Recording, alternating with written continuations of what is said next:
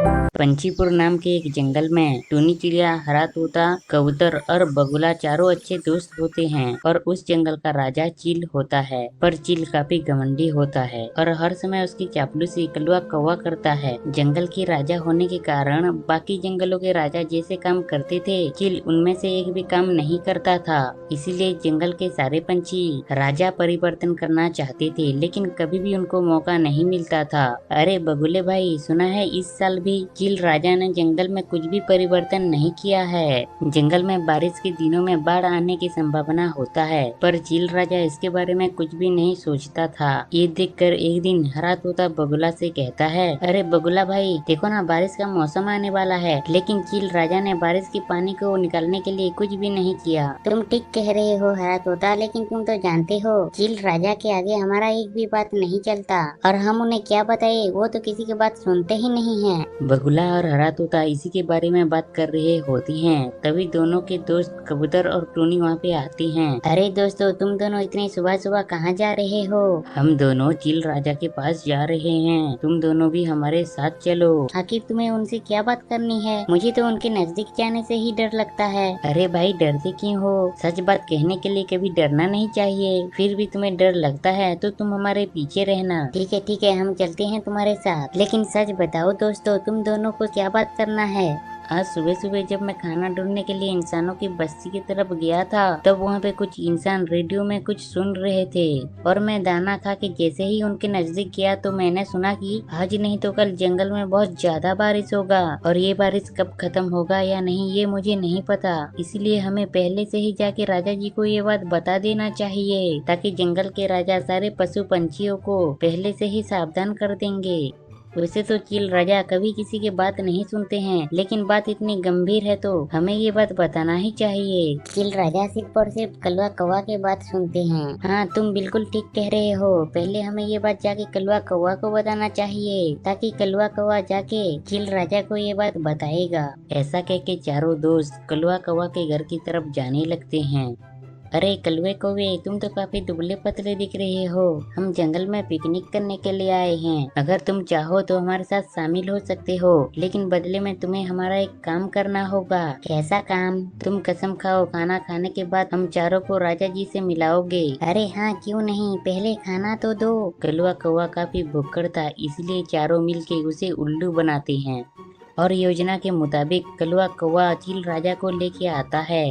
अरे किसकी इतनी जरूरत हुई जो मुझे यहाँ पे बुलाया है? वो क्या है ना राजा जी, मैं कल इंसानों की बस्ती की तरफ दाना लेने के लिए गया था। एक ही जगह में बैठ के रेडियो में कुछ सुन रहे थे, और जब मैं उनके पास गई तो मैंने सुना बहुत जल्द मौसम बदलने वाला है और बारिश का महीना आने वाला है। अगर आपने बारिश को रोकने के लिए कुछ भी नहीं किया तो हमारा जंगल भी डूब जाएगा और हम सब देखते ही रह जाएंगे। इसलिए अब भी मौका है, हमें कुछ करना होगा। मुझे मेरा काम सिखाने का कोई जरूरत नहीं, चलो जाओ यहाँ से। ये बात सुन के डर के मारे कलवा कौवा कहने लगता है, राजा जी मैंने उनको कहा था कि तुम राजा जी को कुछ भी नहीं कहना, क्योंकि आप एक राजा हैं और एक राजा को सब कुछ आता है। और तुम सब यहाँ से जल्दी से चले जाओ। चारों दोस्त दुखी होके वहाँ से चले आते हैं। कबूतर ने जैसा कहा था वैसा ही होता है, और कुछ दिनों के बाद बहुत ज्यादा बारिश होने लगता है, और वो बारिश कभी बंद होने का नाम नहीं लेता है, जिसके कारण जंगल में पानी धीरे धीरे से बढ़ने लगा था। ये देख के बटेर पक्षी कहता है, हे भगवान, मेरे घर में तो पानी भरने लगा है, मुझे एक ऊंचे स्थान में जाना पड़ेगा, नहीं तो मैं डूब के मर जाऊंगा। बगुला भी पानी के नजदीक घोंसला बना के रहता था। अगर ऐसे ही बारिश चलता रहा तो वो दिन भी दूर नहीं जब 1 महीने के अंदर सारा जंगल पानी के नीचे होगा। मुझे जल्दी से हरा तोता के पास चले जाना चाहिए, क्योंकि वो जंगल के सबसे ऊंचे पेड़ में रहता है। हाँ, यही ठीक रहेगा। ऐसा कह के बगुला भी हरे तोते के घर में जाता है। बगुला जैसे ही हरे तोते के घर में जाता है, वो देखता है कि जंगल के बहुत सारे पंछी हरे तोते के घर में हैं। अरे तुम सब लोग भी यहाँ पे हो? हाँ भाई, क्या करे, हमारे घर में पानी भर गया है। हाँ, जब मैं सो रहा था तो मेरे घर में भी पानी भर गया था, मैं भी डूबते डूबते बचा हूँ, और ये सब हमारे चील राजा की वजह से हो रहा है। धीरे धीरे करके हरे तोते के घर में भी पानी छोटे छोटे पेड़ के सुरंगों से आने लगता है। घबराओ नहीं दोस्तों, देखो अब मैं क्या करता हूँ। हरा तोता सारे सुरंगों को बंद कर देता है, जिससे पानी आना बंद हो जाता है। दूसरी तरफ कलवा कौवा के घोंसले में भी पानी घुस चुका था। अरे अब मैं कहाँ जाऊँ, कोई मुझे सहारा दो, वरना मैं ज्यादा देर इस ठंडे पानी में नहीं रह सकता। चलो चील राजा के पास जाके देखता हूँ, शायद वो अच्छे स्थान में होंगे।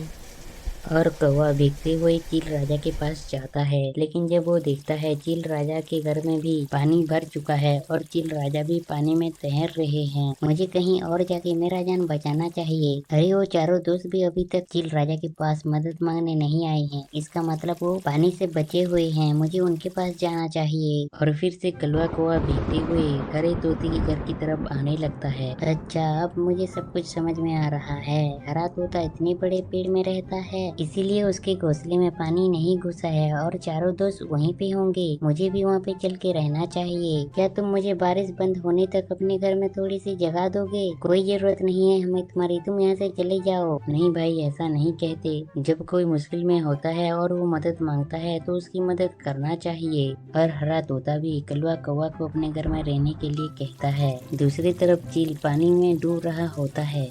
आखिर कहाँ जाऊँ मैं जंगल का राजा हूँ और अभी तक कोई भी मेरी मदद करने के लिए मेरे पास नहीं आया है। आखिर कब तक मैं यहाँ पे रहूँ? बाहर जाके देखता हूँ, शायद कोई मदद कर दे। चील राजा बहुत दूर उड़ते हुए आता है, लेकिन उसे कहीं पर भी पेड़ दिखाई नहीं देता। चारों तरफ सिर्फ और सिर्फ पानी होता है। चील राजा जैसे तैसे करके हरे तोते के घर में आता है। अरे हरे तोते, क्या तुम्हारे जंगल के राजा को तुम्हारे घर में थोड़ी देर रुकने के लिए जगह मिल सकता है? मुझे भी बचा लो इस पानी से, वरना मैं भी मर जाऊंगा। ये सब कुछ आपकी वजह से हुआ है। अगर आप उस दिन हमारे बात मान लेते तो हमें ये दिन कभी भी देखना नहीं पड़ता। अभी इसके बारे में बात करके क्या फायदा, सारा कुछ खत्म हो चुका है। अब हमें हमारे जंगल के राजा को बचाना चाहिए, क्योंकि ये हमारा फर्ज है।